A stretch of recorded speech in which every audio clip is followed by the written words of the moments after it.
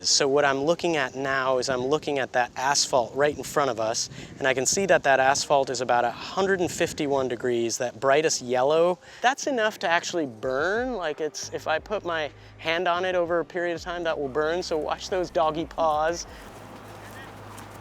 If we move over to this shaded asphalt, which is just adjacent to this, still in the parking lot, we're at about 99 degrees. So there's about a 50-degree difference between that patch of exposed asphalt and this shaded asphalt, shaded by these trees, about a 50-degree difference.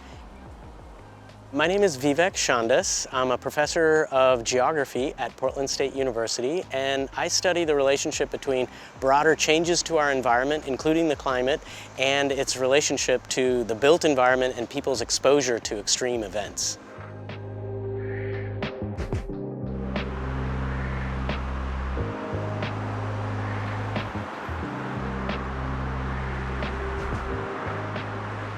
When we walk through this space, we're not feeling that surface temperature directly. When the direct sunlight hits this exposed asphalt, it absorbs all of that, what we call shortwave radiation from the sun, and it essentially holds onto it. And what the camera is picking up is the long wave radiation coming off of it. How do we create more porous surfaces? How do we create more green, shaded surfaces? How do we reduce the amount of direct solar radiation being absorbed and retained by a lot of the asphalt in our cities and regions? I'm here with a little sensor that we use to go out and collect air temperature measurements. So we're at about 93.6 degrees in this little location. If we kind of walk over here, we can kind of gauge what's happening to the sensor. Oh, we're getting up into 95. We're at 97 now. This is one of the arguably cooler places in the neighborhood because we're in a park filled with trees, with watered grass, where the water can transpire and evaporate off of the surfaces and kind of increase relative humidity and actually cool the air temperature, feel like it's cooled the air temperature. I mean, even in a small span of just about 10 to 15 feet, we're already seeing differences in our temperature, and that matters in terms of what's on the ground. It matters how much wind and how much shade we have. So there's several factors that go into this.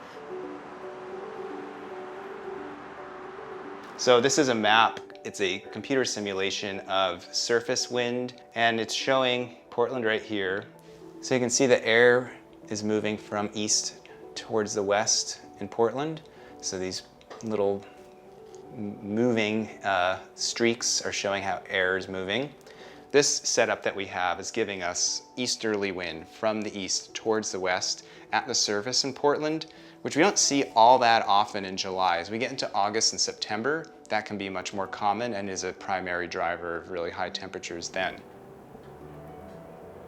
So in the June 2021 heat wave, we had this absolute monster of an area of high pressure. We've analyzed the drivers of it and why it became such an unprecedented event, what happened in the atmosphere for that to occur. That is kind of the most profound example, and it has really attracted an impressive amount of attention from scientists around the world from a huge range of disciplines. I'm interested in extreme weather events and impactful weather events, but also how those aggregate up to the long-term averages that we call climate. So one of the most notable things that we see here locally in Western Oregon, not just the Portland area, is a more rapid increase in temperature over time in the summer compared to other times of the year.